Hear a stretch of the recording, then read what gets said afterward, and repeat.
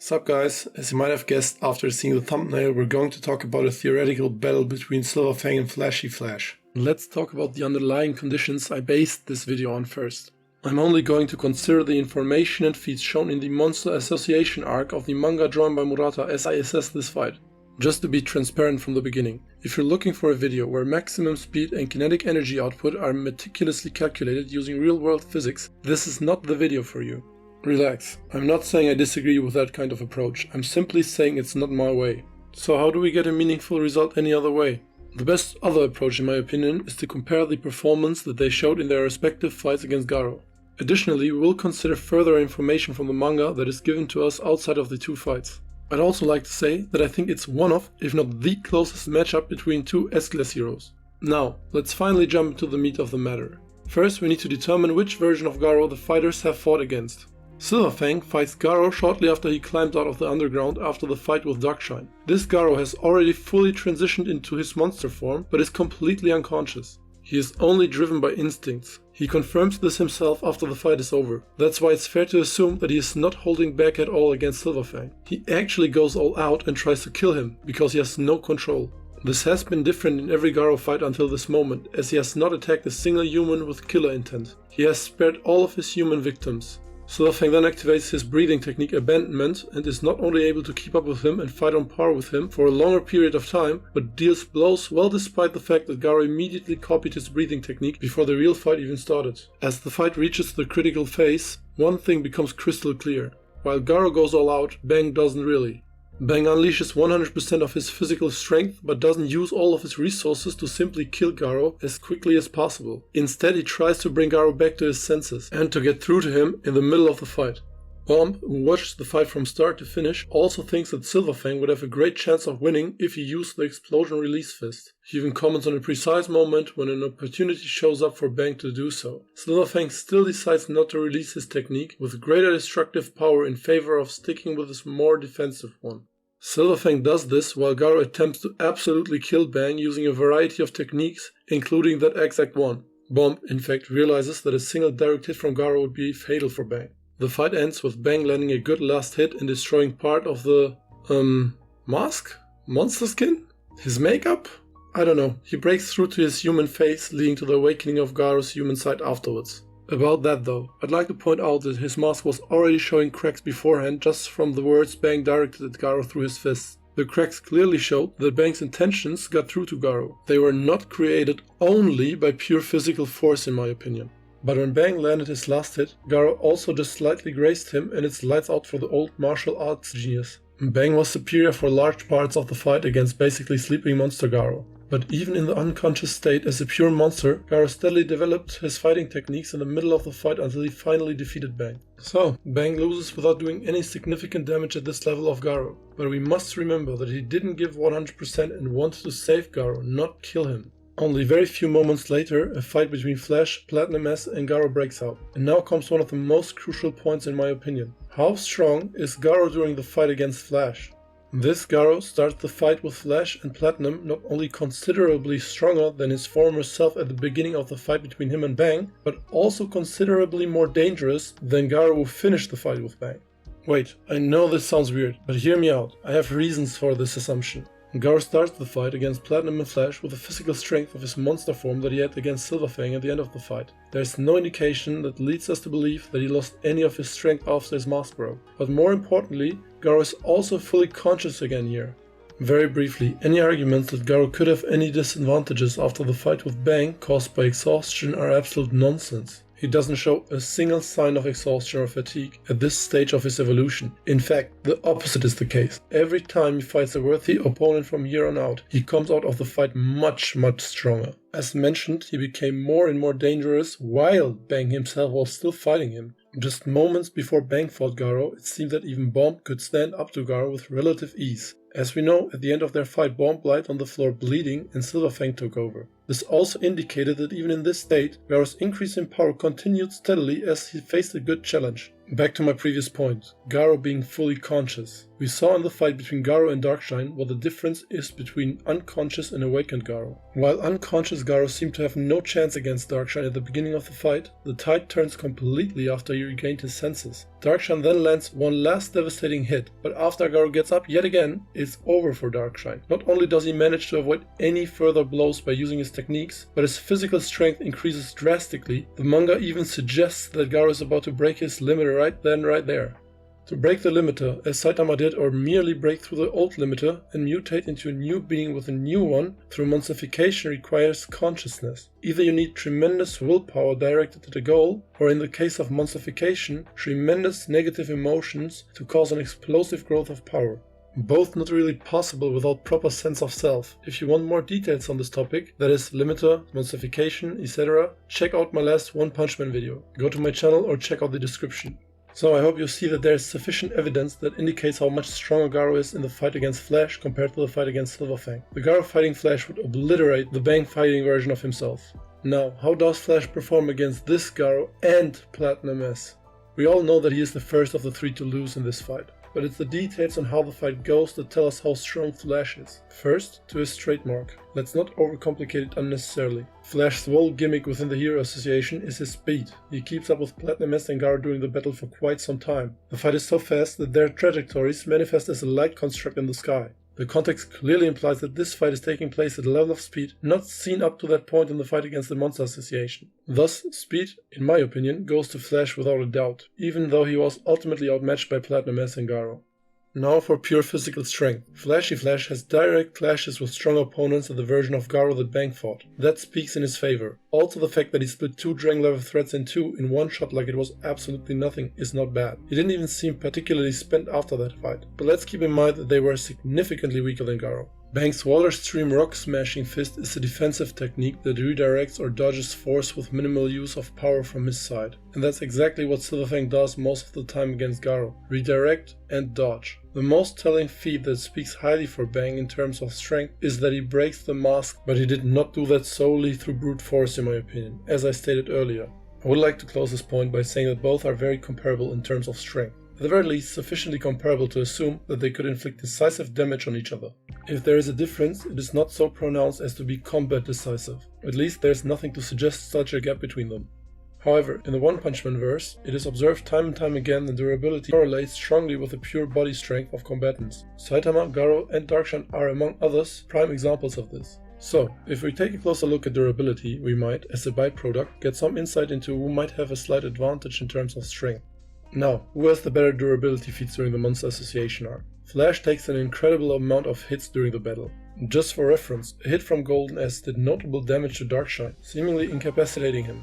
Darkshine is the hero whose gimmick within the S-class heroes is his pure physical strength and durability. This allows clear conclusions to be drawn about Golden S strength. How strong is Platinum S compared to its Golden counterpart? Platinum S is possibly made up of about the same number of cells as Golden S. 43 trillion cells made up Golden S. However, what a lot of readers missed is that the latter then lost an arm that he said was made up of 12 trillion cells.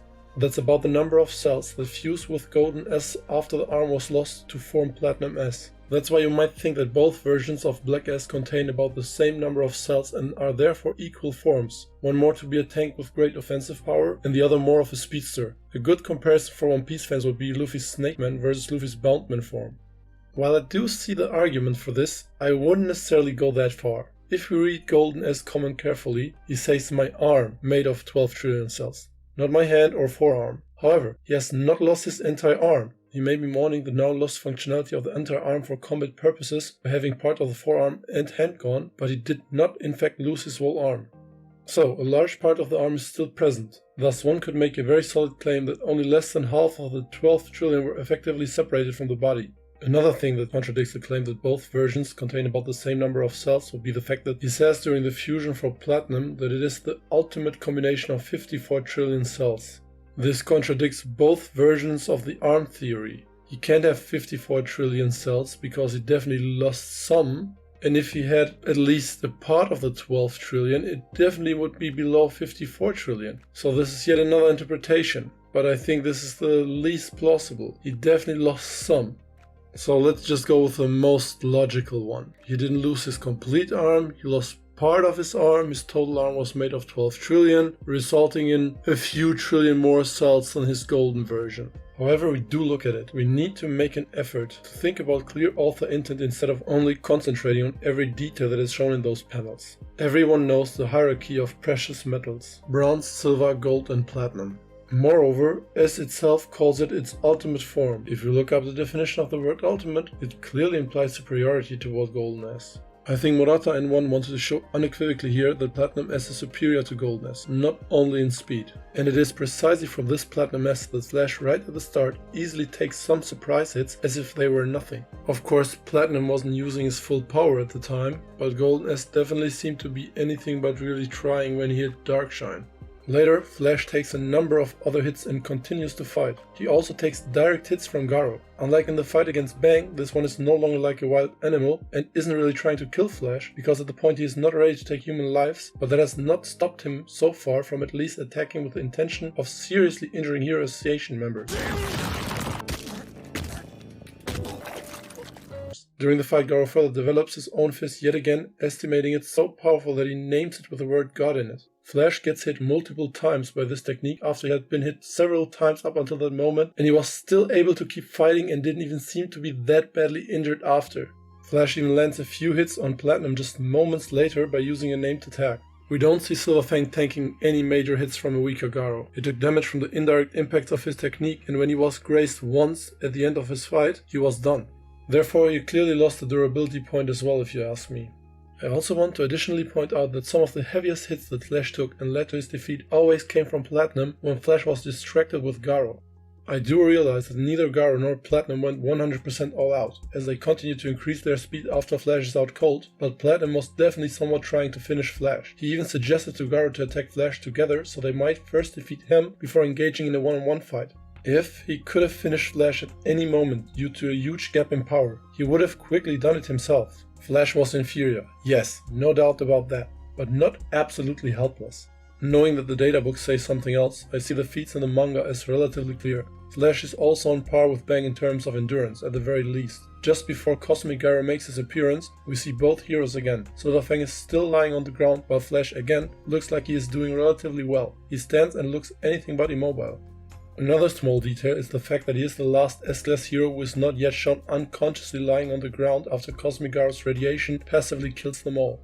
In the end, everything considered, it remains to be said that Flash also failed to do any significant damage to a single one of his two opponents. The thing is that both opponents have been considerably stronger than the Garo Bang fought. He had to repeatedly take Platinum sucker punches while trying to fight Garo as well. We could also see that Platinum definitely focused on catching Flash off guard and finishing him off first. So you can definitely argue they are at least to some extent relative to one another. This also fits perfectly with the several times Flash clashes with one of the two or even lands hits at times. Bang, in my opinion, has only one indisputable significant advantage over Flash, and that is his superior hand-to-hand combat technique. It's superior to Flash's without question, but Flash himself is not a pure brawler like Darkshine. He is the strongest trained ninja from a village where exceptional super soldiers have been trained. That's why he also has an outstanding fighting technique in different styles, which can't keep up with Bang's, but he isn't an amateur. For those who might now say Bang did not use explosion release fist and also did not intend to kill Garo, so he nerfed himself, you are absolutely right. But this line of reasoning goes just as well in the other direction. Flash mainly fights with his sword, which he didn't have. His ultimate attack, with which he blitzed and killed 2 dragon level threats in one blow, literally is a sword technique. He did not have his main fighting style available to him during the fight. Also, he had 2 opponents and one of them definitely focused on him, which put him at another disadvantage. So to sum up, speed clearly goes to Flashy Flash, durability definitely goes to Flashy Flash too, his feats are just superior, he has even better durability feats than Darkshine, fighting technique clearly goes to Bang, strength should be close enough to not matter too much. So when it comes to abandonment Silver Fang without explosion release versus swordless Flashy Flash, Flash is the winner in my opinion. In a theoretical bloodlusted fight with an explosion release Bang at an insta-kill Flashy Flash, it gets very theoretical because it's difficult to quantify what boost it gives the respective fighters. But let's try anyway. If you read Bombs and Bang's words carefully, they imply that using explosion release would merely give Silver Fang more destructive power, boosting his offense only. Flash Sword, however, is also guaranteed to result in an increase in attack power.